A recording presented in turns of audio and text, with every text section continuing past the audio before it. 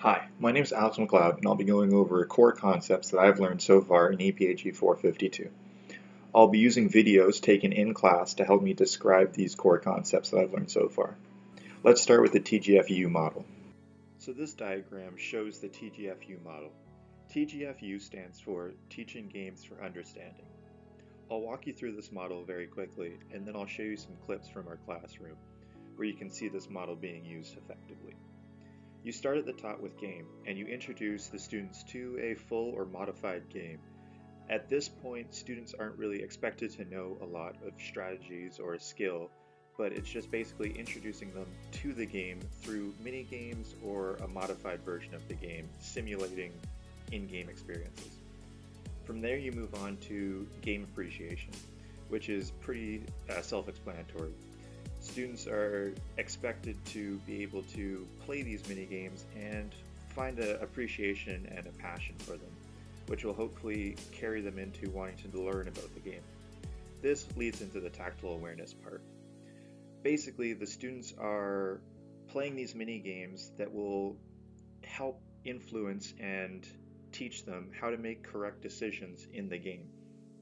So they'll learn skills to identify and read situations and gain a tactical knowledge of the games. The making appropriate decisions part is also pretty self-explanatory. It's using the tactical awareness skills that students have learned and applying those in games to make the correct decisions.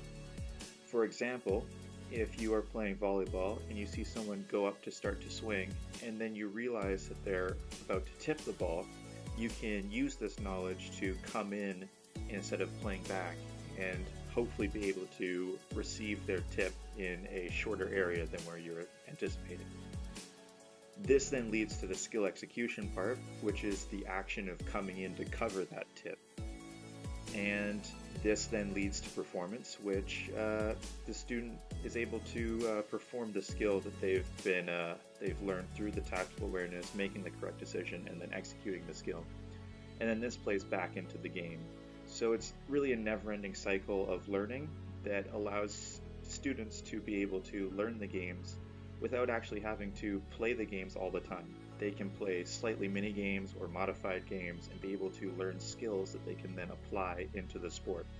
So that is a quick run through of the TGFU model, and what I'm going to do now is explain it using some in-class footage that will show visual representations of the model. So let's jump straight into it. The first part of your lesson could include a simple game like this, getting students moving around, using the paddles, using the balls, and trying to hit a target, and getting a feel for the bounce of the ball as well. The next part of your lesson could include a simple adaptation to this game, where the students don't catch the ball but rather hit it as soon as it lands. This way, as soon as they're hitting it, they have to run into a position to be able to hit the return of the shot. So they're setting up a good base and reading where the ball is going to go.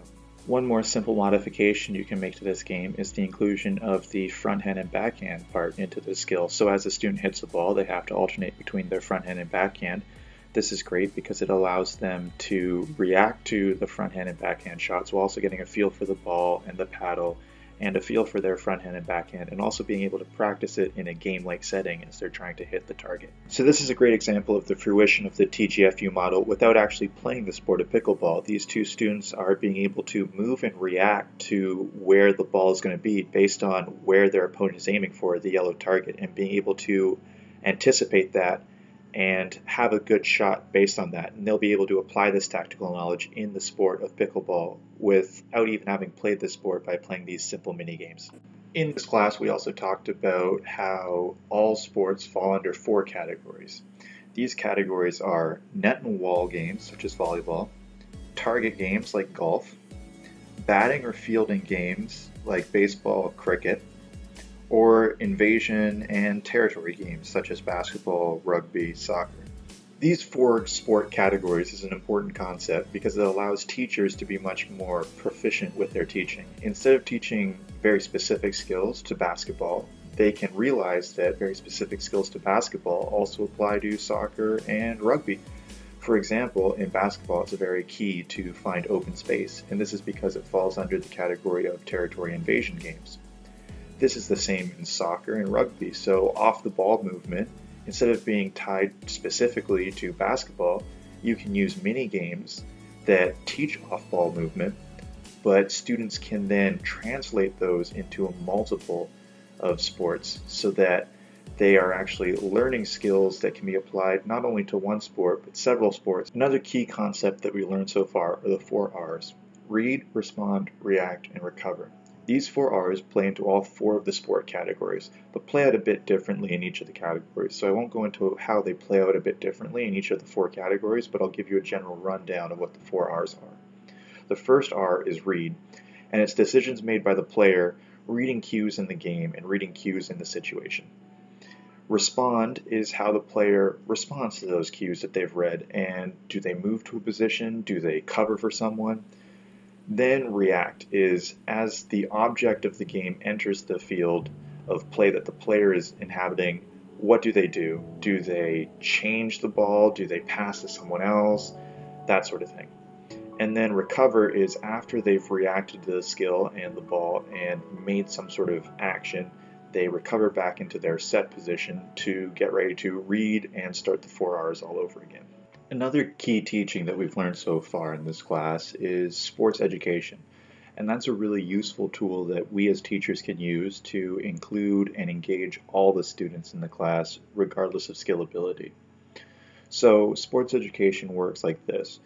You pair people up into teams, and you have those teams compete throughout the term, throughout the semester for points. These points can be awarded by simple acts such as returning equipment, coming in on time, setting up equipment, and it really engages and galvanizes the class, and people of all skill levels can be involved because you're not always winning points based on sports execution and skill execution. You're earning points by simply being there and attending and making sure that you're responsible for your learning and you're also engaging in others' learning.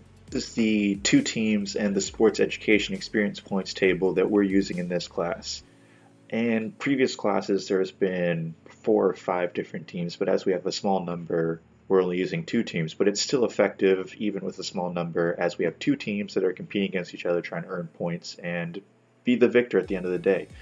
And as you can see, there's lots of ways you can win points. For example, one way you can win points is by doing assignments that need to be done for the class, like student surveys, blog posts, or forums. These are things that all the students have to do, but you win points by doing them, and sometimes by doing them earlier, you earn bonus points or double points. So it's encouraging students to not only be responsible for their learning, but also making sure that their teammates are like, hey, make sure you get that blog post in so we can get those points. And as you can see, there are other ways you can win points, such as team spirit. So just showing up and encouraging your teammates and making sure that you have a good morale in the class. That's a way you can win points. Or team bonus points, where you set up the equipment the fastest, or you take down equipment, or you're just really helpful. So there's a multitude of ways that you can win points, and you don't have to be necessarily skilled in the sport to win these points. And one more key concept I'd like to talk about is the modification of games. This is a way for us teachers to make sure that all students can play against all students, and that the better kids aren't just playing against the better kids, and the worst kids aren't just playing against the worst kids. This is a way so that all students can learn, because they're not really learning if they're playing against the best kids all the time, or the worst kids are just always playing against the worst kids. This isn't making anyone learn, and it's not beneficial for anyone. So game modification is a really big part of this, and I'll show you what it is in this clip. So in this clip, we can see game modification works as the 2 students are playing a game and 1 student scores.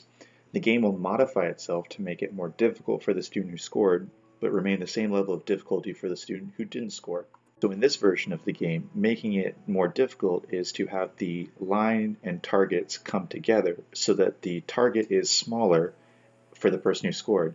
And then what happens is they'll just kick right back into the game, so the game is more difficult for the person who scored, but the same level of difficulty for the person who didn't score. So these are just a few of the key concepts that we've learned in EPHE 452 over the past couple of weeks, and I haven't been able to include all of them because you have to keep this under 10 minutes, but I can't wait to learn more of these key strategies and things that I'll definitely be using when I get into teaching.